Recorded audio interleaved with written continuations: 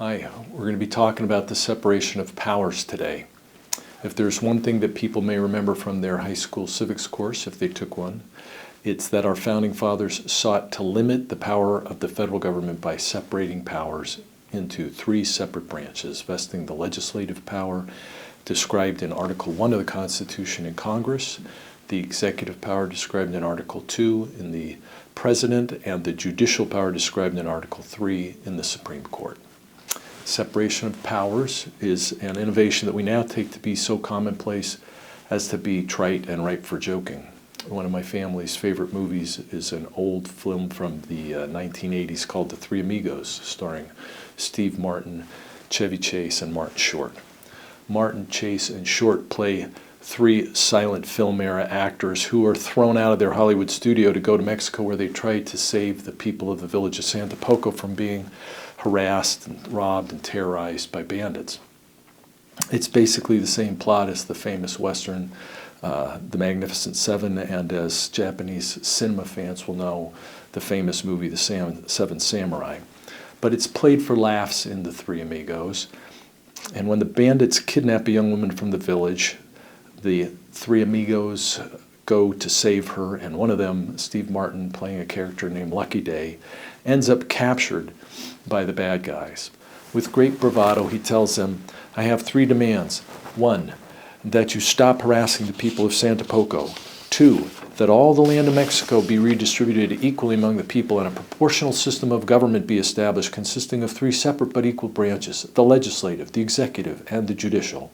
And 3, that the girl Carmen be returned to me unharmed." Of course, he gets beat up immediately. But the point I trust you see is that everyone, even a pretty dim bulb like Lucky Day, understood that the powers of government should be separated and not combined.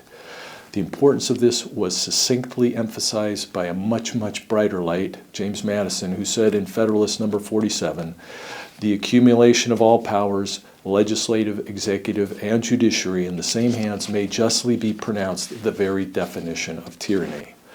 The founders were acutely aware of the danger of tyranny because they just waged a bloody revolution against the most powerful empire then on the earth, and they despised what they viewed as the tyrannical rule of King George III.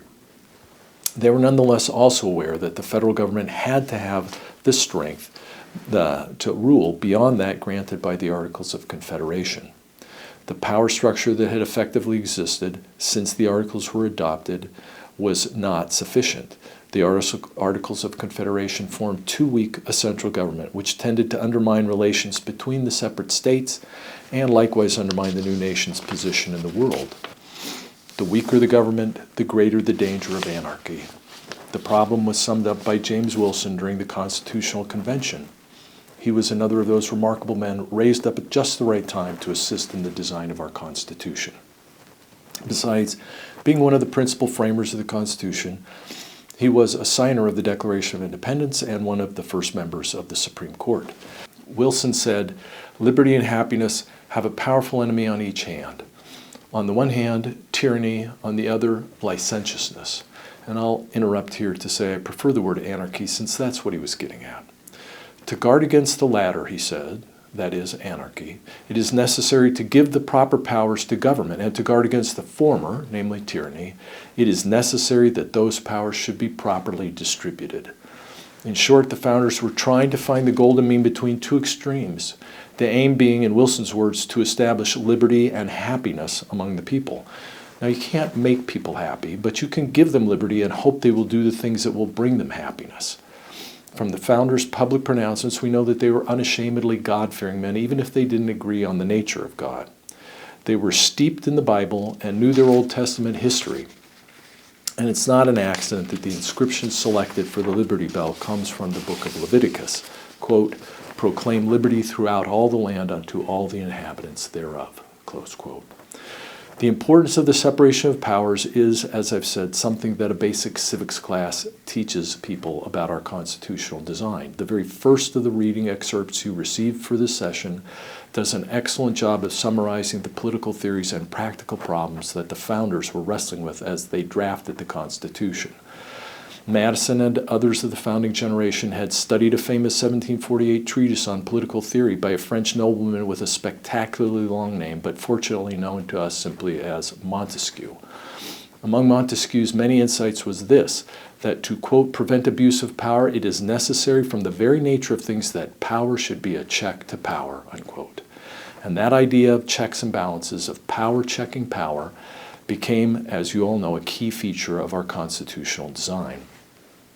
But just how much separation should there be? How to define the lines between legislative, executive, and judicial power? That was a matter of serious discussion during the Constitutional Convention and later during the ratification debates throughout the states. It was, as Madison said, the most difficult task to provide some practical security for each of the three branches of government against the invasion of the others. He did not favor a perfectly pristine separation, but instead advocated, as the draft Constitution provided, for certain cross-checks between the branches that involved especially the executive and legislative branches having some say in what one another did. Not everyone agreed with the balance that the Constitution's drafters came up with. Many so-called anti-federalists, the people pushing against ratification of the Constitution, did not think that the powers were kept separate enough. For example, as the historian Michael Klarman has noted, the Anti-Federalists were concerned that the President got a share of legislative power in the veto, and the Senate a share of the judicial power through the trial of impeachments, and a share of executive power through the ratification of treaties. And the Anti-Federalists especially objected to the constitutional provision that, as they saw it, dangerously connected the President to the Senate, jointly empowering the two branches with regard to treaty making and the appointment of federal office holders. They found the whole blurring of the executive and legislative powers along these lines to be especially troubling because the presidency and the Senate represented the more aristocratic branches of the government, and they just fought a war to be rid of aristocracies. There was a lot of suspicion surrounding hints of elitism. Sentiments like that may seem familiar now in an era of rising populism, but you don't have to be a populist to recognize that the challenge of properly cabining the powers of government continues to this day.